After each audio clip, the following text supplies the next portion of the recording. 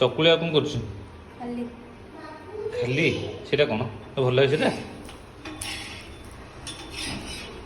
ହଁ ମାନେ ତମକୁ କହିଥିଲି କାଲି ଆଳୁ ଆଣିବାକୁ, ତମେ ଆଳୁ ଆଣିନ। ତୁ କେତେବେଳେ କହିଲୁ? ତରକାରୀ କରିଥିଲେ ମୁଁ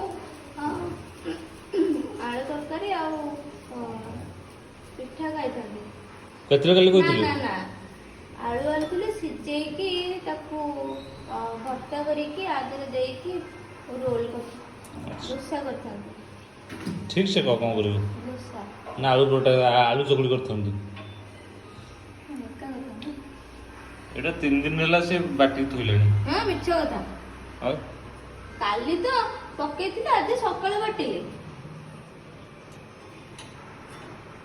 ମିଛ କଥା। ମିଛ ତ ନୁହଁ ଯେ ଗୋଟେ ଜିନିଷ ଆମେ ଖାଲି ଚକୁଳି ଖାଇ ହେବନି। ଆମେ ଗୁନୁର ମୋର ଖାଇସାରିଲୁଣି, ତମର ଯାହା ଇଚ୍ଛା ଅଛି ତମେ ଖାଅ। ମୋର ଖାଇବାର ନାହିଁ। ଖାଇବନି ତ? ଇଚ୍ଛା ନାହିଁ। ମାନେ ଭୋକ ହେଇନି ନା ଇଚ୍ଛା ନାହିଁ? କିଛି ନାହିଁ, ସକାଳୁ ନା କ'ଣ ପାଇଁ ମୋତେ ଭୋକ ହଉନି କ'ଣ ଟାଇମ୍ ତ ହେଇନି ବୋଧେ। ଯେତେବେଳେ ଭୋକ ହବ କ'ଣ କିଛି ଖାଇଦବ ହେଲା। ହଉ ସେ ଚକୁଳି ଗୁଡ଼ା ସେମିତି କରିକି ଥୋଇଥା ଆଉ। କେତେ ସମୟ ଲାଗୁଛି ଚକୁଳି ହବାକୁ କହିଲୁ? Minimum 2 minute. 2 ମିନିଟ୍।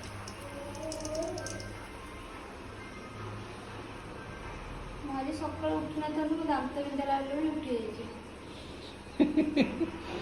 ଲାଜ ଲାଗୁନି ଏ ବୟସ ତ ଦାନ୍ତ ବିନ୍ଧା ହେଉଛି? ଛି। ମାନେ ଦାନ୍ତ ବିନ୍ଧିବାର କ'ଣ ବୟସ ଥାଏ ନା କ'ଣ? ଆଉ ପୋକଟା ପିଲାବେଳେ କାଟେ ନା, ଆଉ ଥୋଡ଼ି ନା ବଡ଼ ହେଲେ ଦାନ୍ତ ପୋକ? ହେଇନି ମୋର, ଏଠି ହୋଲ ହେଇଯାଇଛି ଗୋଟେ ଏଡେ ବଡ଼। ସେତେବେଳେ ଫିଲିଂ ହବ। ହୋଲ୍ଟା କେମିତି ହେଲା? ପୋକ ଖାଇକି ହୋଲ୍ ହେଇଛି ନା କେମିତି ହେଇଛି? ନାଇଁ ପୋକ ତ ଖାଇନି, ପୋକ ଖାଇଥିଲେ କଳା ଦେଖା ହେଇଥାନ୍ତା। ସେ କଳାଟା ବାହାରି ପଡ଼ିଛି। କଳା ଦେଖା ନାହିଁ।